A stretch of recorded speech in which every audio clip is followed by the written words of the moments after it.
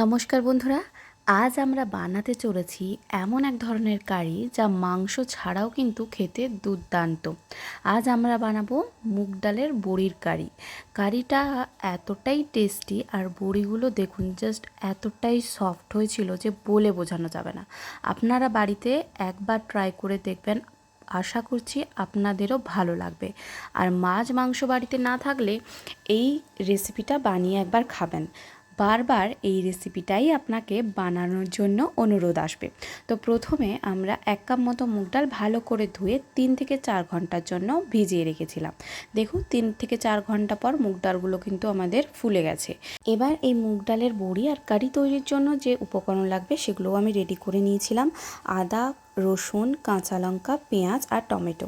এবারে একটি মিক্সিতে ভেজানো মুগ ডাল, তারপরে কুচনো আদা, কাঁচা লঙ্কা আর পরিমাণ মতো লবণ দিয়ে একটা স্মুথ পেস্ট তৈরি করে নেব।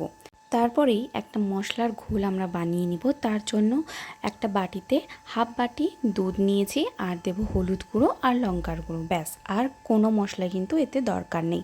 এটা তৈরি করে একটা সাইডে রেখে দেবো। আর এদিকে দেখুন মুগ ডালটা কিন্তু আমাদের হয়ে গেছে। এবার এটাকে খুব ভালোভাবে ফেটিয়ে নেব।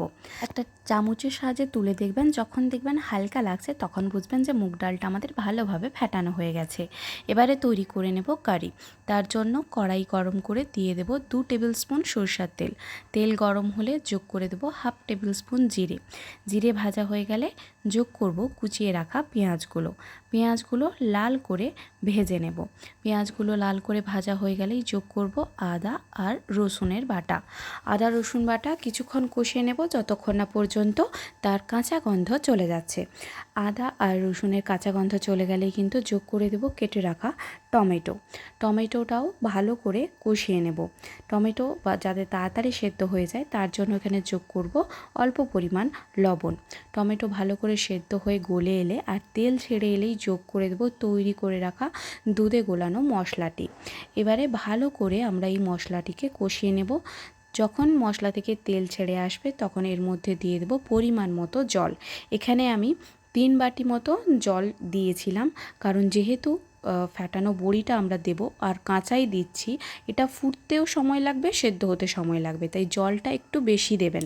আর বড়ি কিন্তু লাস্টে জল টেনে নেয়, সেই অনুযায়ী কিন্তু জল দিতে হবে। তো দেখুন এখানে কি কতটা ফ্লাফি হয়েছে আমাদের মুগ ডালটি।